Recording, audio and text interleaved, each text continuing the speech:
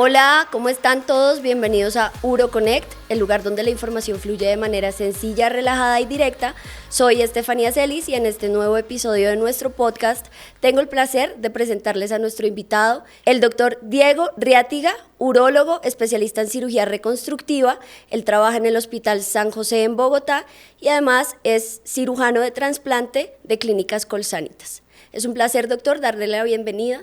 Bienvenido a este episodio de UroConnect. Gracias por venir a compartir su experiencia, sus conocimientos con nosotros. El tema de hoy es disforia de género, una guía para el urólogo en el proceso de transición. Bienvenido. Estefanía, muchas gracias. Yo feliz de estar aquí compartiendo con todos ustedes. Siempre pues es un placer estar aquí en la casa y pues sobre todo charlar de estos temas tan importantes de los que bastante poco se habla en la vida del urólogo y en la vida de la práctica general. Entonces, primera pregunta que le quería hacer es si usted nos puede ayudar a definir un poquito qué es disforia de género. Bueno, pues la disforia de género básicamente se define o se ha definido como la sensación de incomodidad o de angustia que tiene una persona con su identificación o con su género en comparación con el sexo que le fue asignado al nacer, de tal suerte que pues son personas que prácticamente se sienten muy inconformes, digamos, con su aspecto físico, porque pues fue definido con el sexo opuesto al que realmente se sienten o con el que realmente se identifican. Es una población que, dado esto, pues se considera que es realmente muy vulnerable porque ya per se traen una inconformidad que es bien difícil de manejar, que les quita calidad de vida, que les quita oportunidades sociales, que les quita oportunidades laborales inclusive. Entonces digamos que son personas que han venido con esta problemática y pues que de verdad los afecta muchísimo en su vida cotidiana y en su vida familiar y en sus relaciones personales. Una pregunta que le quería hacer adicional es si todas las personas transgénero optan, por ejemplo, por estas cirugías de reasignación de género. No todas, no todas las personas, no todas las mujeres trans o los hombres trans optan por las cirugías de reafirmación de género o de reafirmación genital. Realmente, digamos, a mí me gusta partir siempre esto en dos grupos. Las mujeres trans muchas veces, después de todo el proceso, aceptan realmente algunas de las cirugías o quieren unas de las cirugías que conforman todo el cambio, pero no siempre quieren todas, me explico.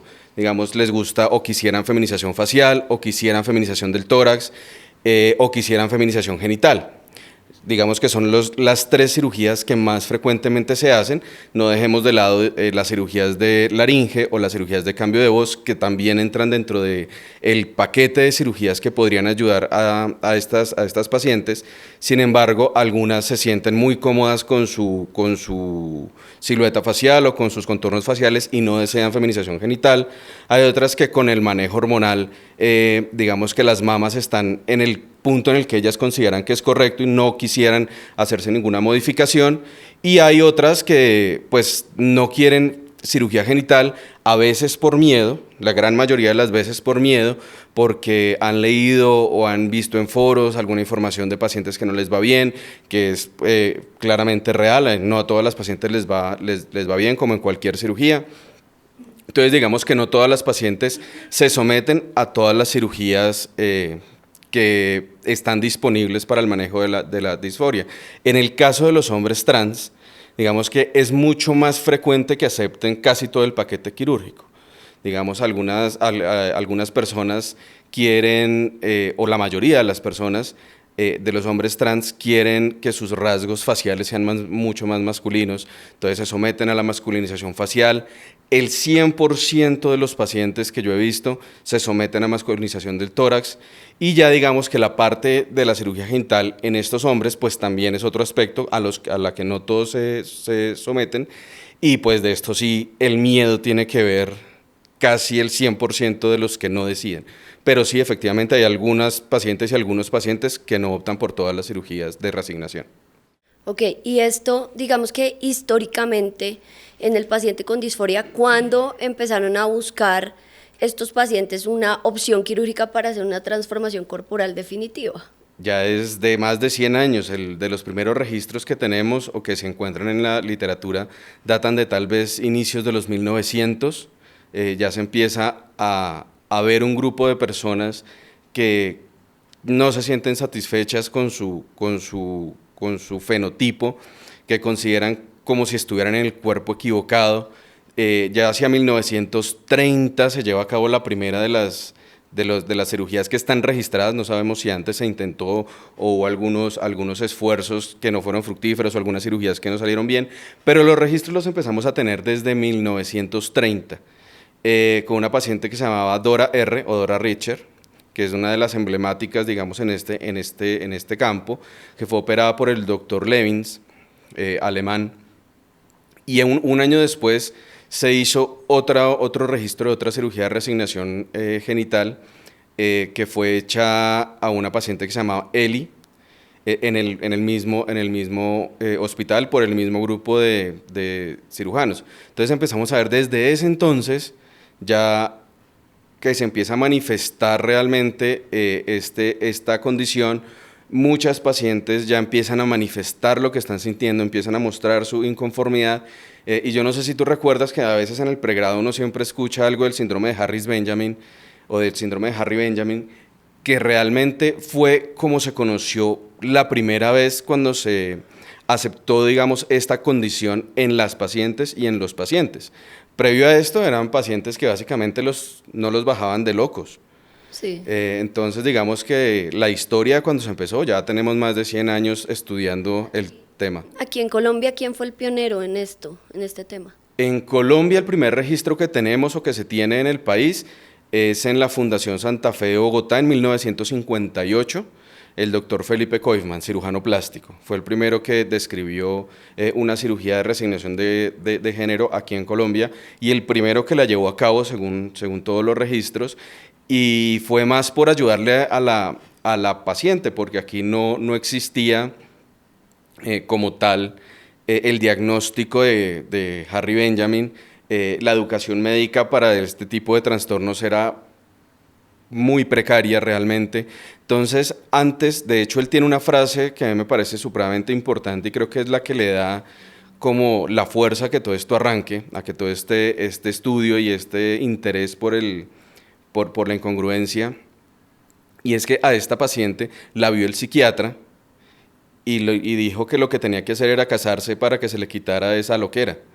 Entonces el doctor dijo, venga, pues realmente si se casa va a arruinar su vida, o sea, no va a estar feliz ella, no va a estar feliz él, nadie la va a aceptar como ella necesita que la acepten, y por eso llevó a cabo esta primera cirugía. Ok, y usted, doctor, ¿en dónde se entrenó para hacer estos procedimientos? Pues esto se lo pregunto porque puede que haya muchos urólogos que estén pensando en entrenarse. Pues realmente el primer entrenamiento en cirugía reconstructiva lo hice en el Hospital San José con el doctor Noza, que es también de las primeras personas que empezó a hacer este tipo de cirugías, inclusive junto con el doctor Silva y con el doctor Jaime Pérez. Estuvieron, yo creo que son de los pioneros que van haciendo estas cirugías. Con él me entreno en algunos aspectos iniciales de lo que es la técnica quirúrgica, de lo que es no solamente en cirugía de disforia, sino en cirugía reconstructiva en general. Digamos, también el doctor Reinaldo Gómez también me ayuda muchísimo en todo esto de la cirugía reconstructiva, entender la anatomía de la uretra para poder, digamos, modificar lo que ya existía, porque digamos que la técnica que se usa más usualmente es una técnica que se denomina técnica de Perovic, pero cada cirujano reconstructivo va haciendo sus modificaciones y va logrando resultados distintos y se va marcando objetivos diferentes. Entonces digamos que esas fueron las dos escuelas en las que yo estuve principalmente. ¿Cuáles son las condiciones que debe cumplir un paciente para poder ser llevado a una cirugía de estas de reasignación? ¿Se dice reasignación o reafirmación? Cualquiera de las dos es correcta. Es un proceso largo, no es un proceso que se va a tomar a la ligera. Digamos, nosotros seguimos en el Hospital de San José los protocolos internacionales para poder llevar a estas pacientes y a estos pacientes a los diferentes procedimientos quirúrgicos. Se parece mucho nuestro protocolo de acercamiento, evaluación y manejo al protocolo de Londres, y pues básicamente lo que se hace es una valoración inicial por todos los servicios implicados. Digamos, yo siempre he pensado que la cirugía de reafirmación genital no es un acto quirúrgico, no es un momento quirúrgico desde que se impide piel hasta que se cierra piel, sino es realmente todo un proceso que tarda años y requiere la interacción de muchas especialidades, entre ellas endocrinología, cirugía plástica, urología, ginecología, que son, digamos, que deben ver a esta paciente y a este paciente que se va a llevar a uno u otro procedimiento como un todo de una manera integral, de tal suerte que lo primero que tenemos que hacer es nosotros definir que además de la disforia, que ya va a dejar de llamarse disforia de género y se va a empezar a llamar incongruencia, digamos que lo primero es ver qué otras comorbilidades o qué enfermedades puede tener estos pacientes que contraindiquen continuar con el proceso. Me explico. Ya sabemos que el diagnóstico pues es bastante sencillo, el diagnóstico de disforia o de incongruencia es un diagnóstico que hace cualquiera de los médicos del programa, psiquiatría, endocrino, urología, cirugía plástica. Digamos que eso no tiene mucho hilo, son unos criterios que están establecidos, pero si la paciente o el paciente además tienen una esquizofrenia o un trastorno psicótico o un trastorno de personalidad múltiple, tenemos que estar seguros que esos trastornos que pueden no estar controlados no estén afectando la decisión de estos pacientes de someterse a todo un proceso de transición. Entonces lo primero, pues digamos que es eso, es estar seguros que no hay ningún evento médico que nos pueda contraindicar continuar con el proceso. Luego arranca la parte de hormonización, la parte hormonal, que ya va de la mano con endocrinología. Endocrinología, la idea es que estén al menos un año y que se hayan logrado las metas metabólicas para poder continuar con el proceso. Eso tarda más o menos un año. Ya luego de este año se evalúa nuevamente que estos pacientes estén comprometidos, o sea, que ya están en el rol, bien sea femenino o masculino, de forma permanente, con el rol con el que se identifican, de forma permanente las 24 horas al día, o sea, que ya se están desenvolviendo y desempeñando en la sociedad como el género con el que más se identifican. Y esto es porque nos da la seguridad de que nuestros pacientes están adaptándose bien al proceso, están muy seguros de lo que están haciendo. Durante estos 2 años, tanto el de rol como el de endocrino, psiquiatría nos hace un acompañamiento permanente, sobre todo porque después de esto vienen una serie de cambios de imagen que también pueden afectar muchísimo a los pacientes y a las pacientes.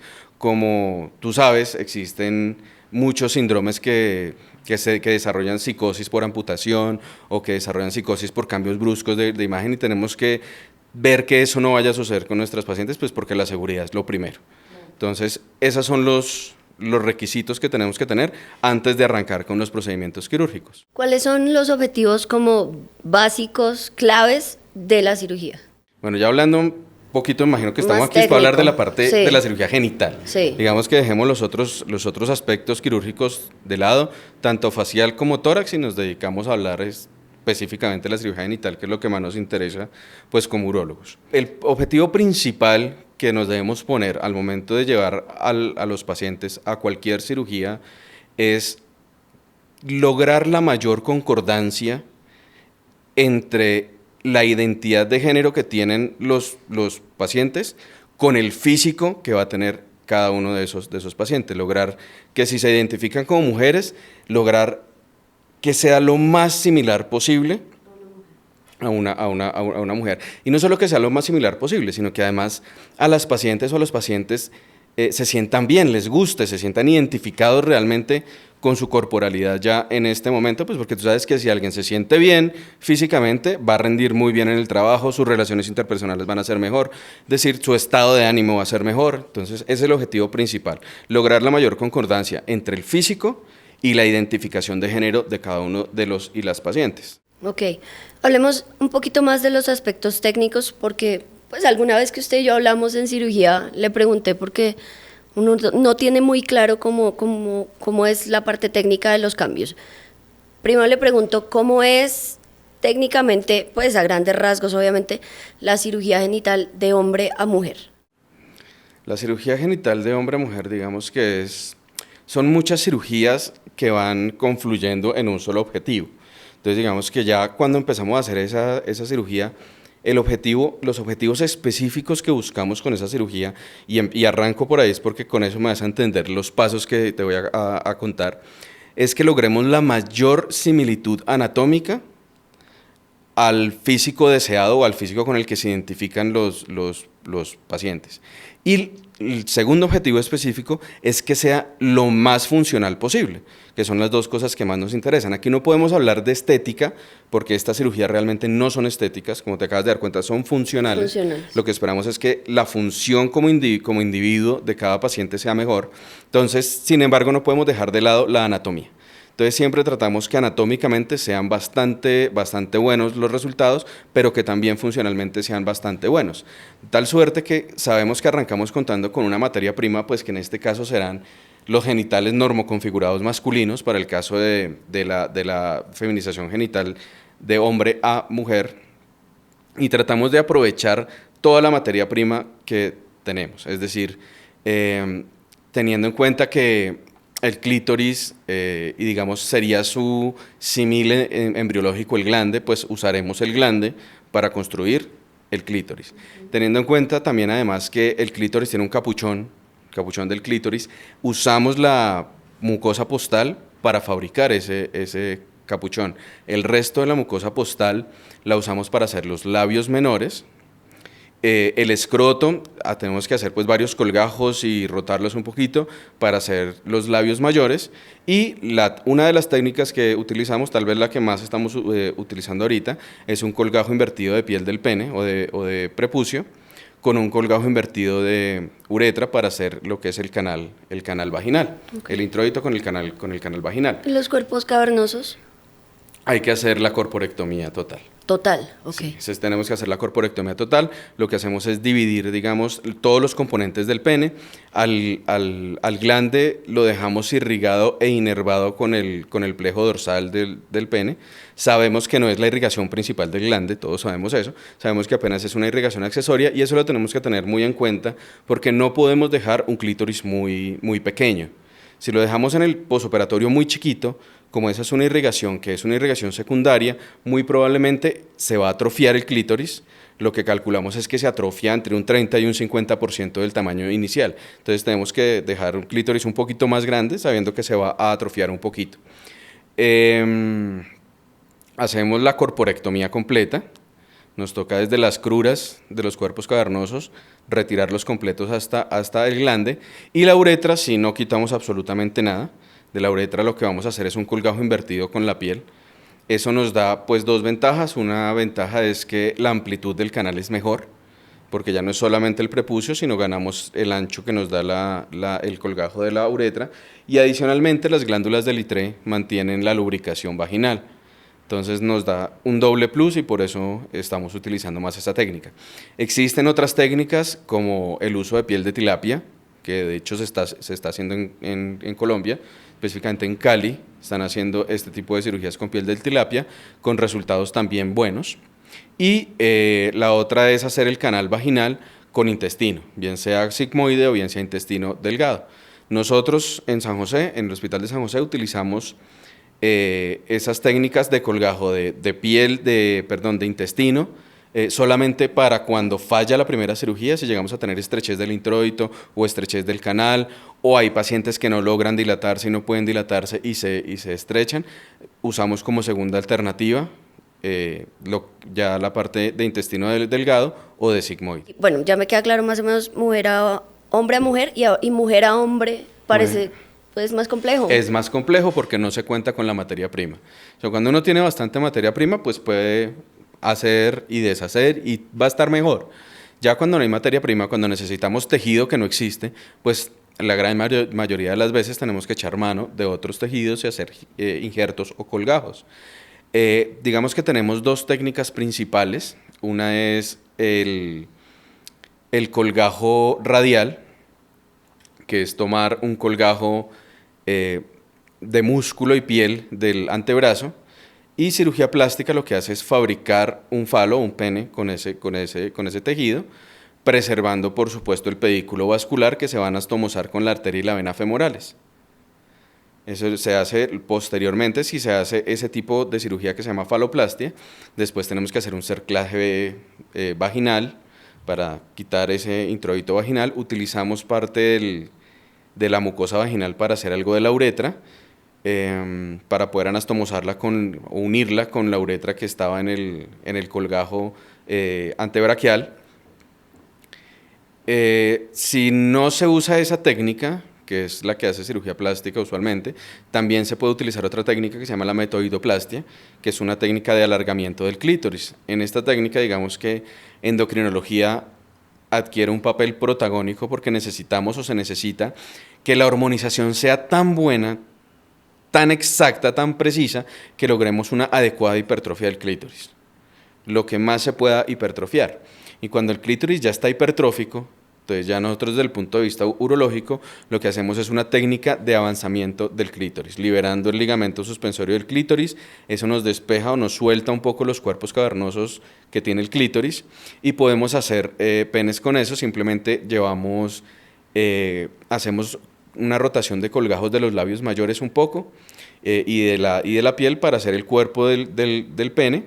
Y la uretra, pues lo que tenemos que hacer nosotros en este caso es, inicialmente, ginecología nos ayuda haciendo la histerectomía.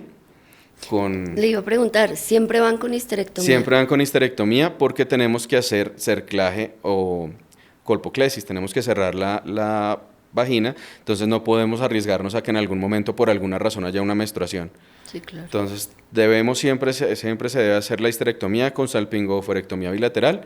Y posterior a eso, lo que nosotros hacemos es usar un poco de la mucosa vaginal en el momento de que estemos cerrándola para hacer un colgajo para la uretra posterior y el resto de la uretra anterior la hacemos con colgajos de mucosa oral, con injertos de mucosa oral. Y en esas dos técnicas que menciona, me surge la pregunta de cómo le dan rigidez. ¿Le ponen una prótesis de pene? Sí, existen prótesis de pene para disforia o para reasignación genital. Son unas prótesis de pene especiales que pueden ser también maleables o pueden ser de varios componentes. ¿También?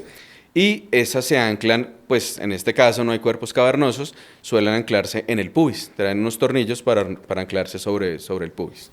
Bueno, y le hacen pene y el escroto o bolsa escrotal. El escroto lo que hacemos es fusionar los labios mayores, entendiendo pues la embriología, lo que hacemos es volver a fusionarlos, crear el tabique entre los dos. Y en otro tiempo quirúrgico, esto no se puede hacer, esta cirugía como es un poco más compleja, no se puede hacer en un solo tiempo quirúrgico. Lo que hacemos es en un tiempo quirúrgico hacer el pene con la uretra y todo lo demás. En el segundo tiempo quirúrgico poner las prótesis testiculares y en un tercer tiempo quirúrgico, si ha salido todo bien y permite la anatomía y la calidad de los tejidos, poner las prótesis peneanas. ¿La sensibilidad a ese pene qué se la daría? El clítoris. El clítoris queda en la punta como si fuera el glande. Como si fuera el glande. Okay. Obviamente en la metoidoplastia el pene es mucho más pequeño, es un pene que usualmente promedio en la literatura mundial puede estar rondando los 5 a 7 centímetros, pero hay algo que sí nos ha llamado mucho la atención durante todos estos años y es que los pacientes trans no están tan interesados en tener erecciones para la penetración como en lograr la micción en bipedestación. Eso les interesa mucho más y es a lo que también tenemos que apuntarle en este tipo de cirugías. Que tenga la longitud suficiente para que pueda orinar de pie. Para que pueda orinar de pie. Entiendo. Y la uretra lo suficientemente buena para que logre una micción de pie. La cirugía suena muy compleja, técnicamente muy difícil, pero me imagino que asimismo el posoperatorio es muy complicado. ¿Cuáles son como los mayores retos del manejo posoperatorio de estos pacientes? Los mayores retos de estos pacientes y de estas pacientes son diferentes en cada grupo, puesto que, como te acabas de dar cuenta, la cirugía genital de hombre a mujer requiere muchos colgajos, rotación de colgajos, movilización de componentes. Entonces digamos que aquí el reto mayor es la vitalidad de esos colgajos, que no tengamos necrosis de ningún colgajo, que la adaptación de los colgajos sea buena, que se integren correctamente esos colgajos. Entonces digamos que el lavado es súper importante, mantener libre de infecciones es súper importante para estas pacientes y eso es lo que nos centramos en este posoperatorio inmediato.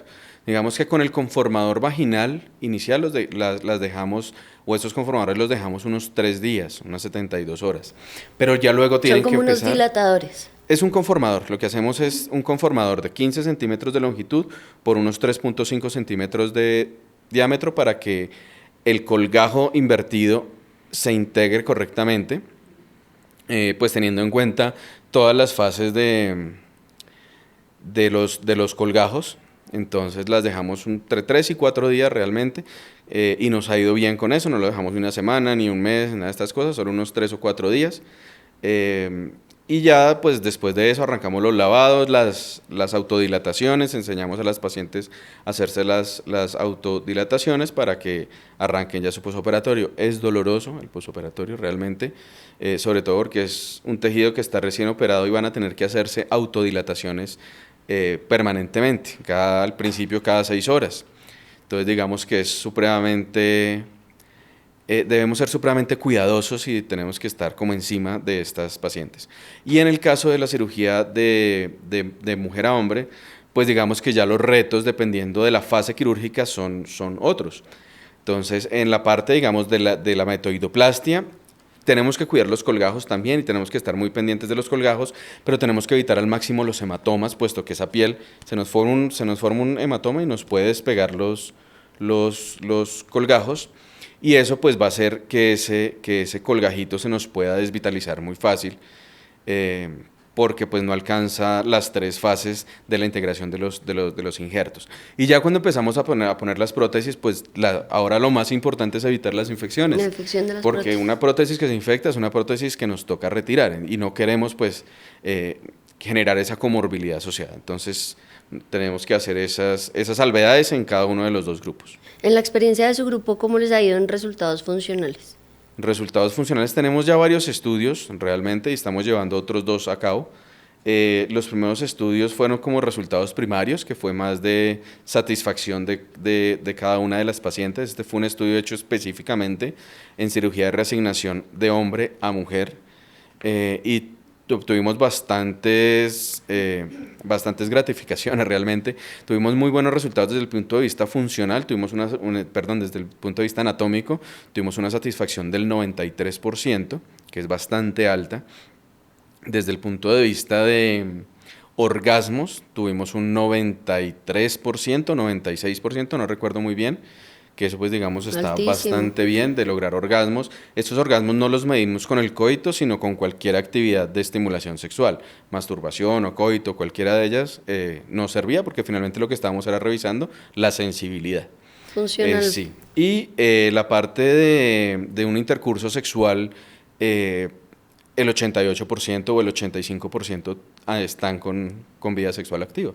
¿Qué tanto, pues en su experiencia desde que empezó a entrenarse y en todos estos años, ha visto usted que se ha popularizado muchísimo más en estos últimos años la cantidad de pacientes que buscan estos procedimientos? Sí, ha aumentado muchísimo.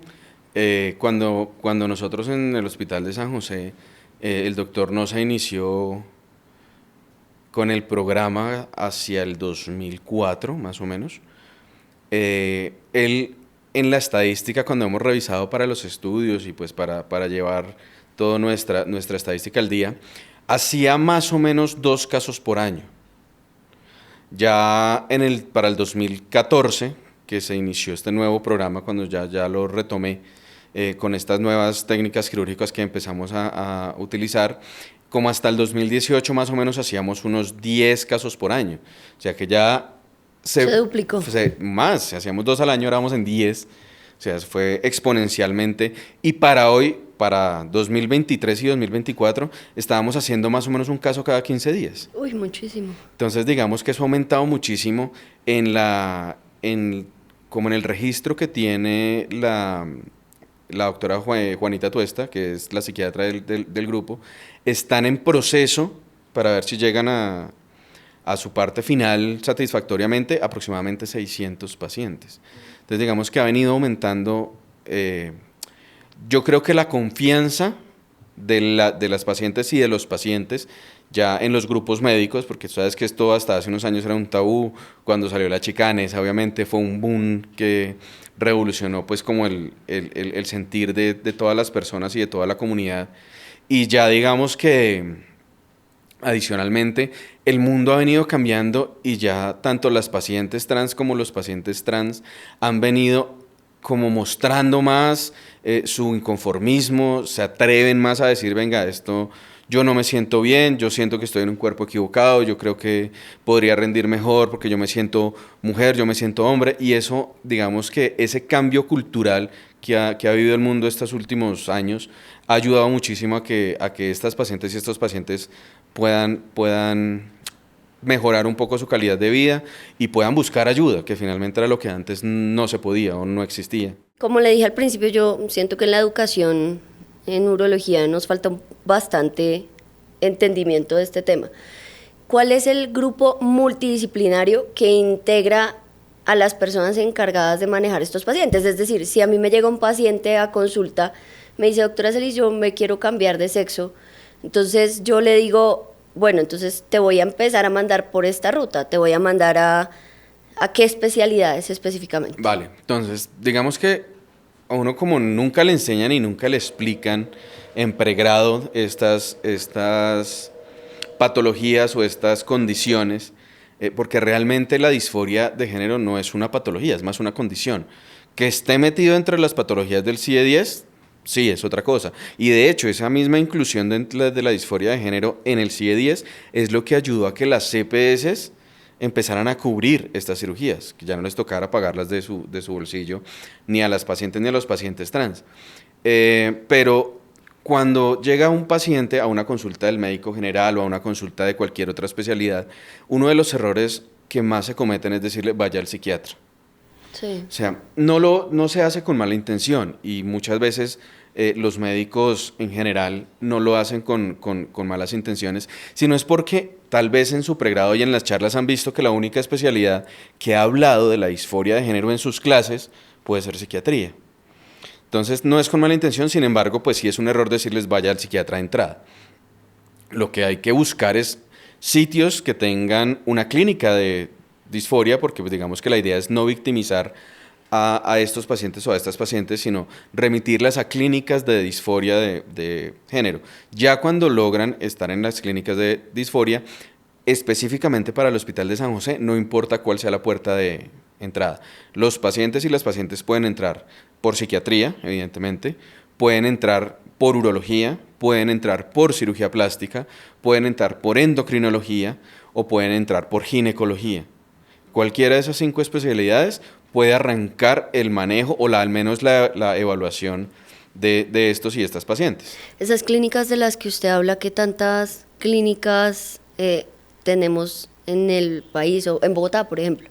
En Bogotá conozco 2, Hospital San José y Hospital San Ignacio, que estén trabajando y trabajan desde hace muchos años. Y ahorita usted dijo que las EPS cubren todo este proceso, pero en los pacientes que cumplan con esas condiciones de los años que se requieren. Y que además se haya confirmado y está en la historia clínica del licenciado que tienen el trastorno de disforia de género. Con disforia de género del CIE-10, obviamente ya entra dentro de las patologías que la EPS dentro del POS puede ayudar a manejar o cubrir, mejor dicho. No sé si haya algo que usted sienta que le falte a decirnos para que lo sepamos todos los urólogos para hacer las cosas mejor, o si ya dijimos todo. Creo que sí hace falta en los programas de pregrado en medicina un poco más de orientación, porque pues finalmente son los médicos y las médicas generales los que van a salir al mundo y el primer contacto que muchas veces tiene la población trans es con los médicos generales. Y creo que debería haber más educación en las universidades en este tipo de condiciones para que el abordaje sea mejor, para que sea un abordaje sobre todo más empático, que es finalmente lo que necesita pues la población. Y pues nada, muchísimas gracias, siempre es bueno venir y hablar de estas cosas que sí son bien interesantes y que poco se tocan y poco se habla. Claro, por eso sabemos tan poco, ¿no? Porque falta mucha educación continua del tema. Yo de verdad le agradezco muchísimo por la oportunidad que nos dio. Usted es una persona muy ocupada y pudo venir a acompañarnos en el podcast. Y pues mis conclusiones es que, como dijo el doctor Riatiga, es crucial reconocer que la formación tradicional, tanto en urología como en pregrado, no incluye suficiente información sobre cómo abordar a estos pacientes de forma adecuada y cómo proporcionarles el apoyo necesario durante su transición de género. Entonces, es fundamental que nos eduquemos, que nos sensibilicemos sobre este tema para brindar una atención que sea más inclusiva, más compasiva con las personas independientemente de su identidad de género. Muchas gracias a todos por vernos, por escucharnos. Bienvenidos en 15 días a un nuevo episodio. Recuerden escribirnos de qué quieren que hablemos y a quién quiere que invitemos. Hemos recibido muchísimos mensajes con temas sugeridos. Muchas personas me han llamado a ofrecerse para venir a hablar de ciertos temas y pues todos son bienvenidos. Irán viendo más adelante a todos los que van a venir a hablarnos de temas muy interesantes. Muchas gracias por estar aquí. Chao.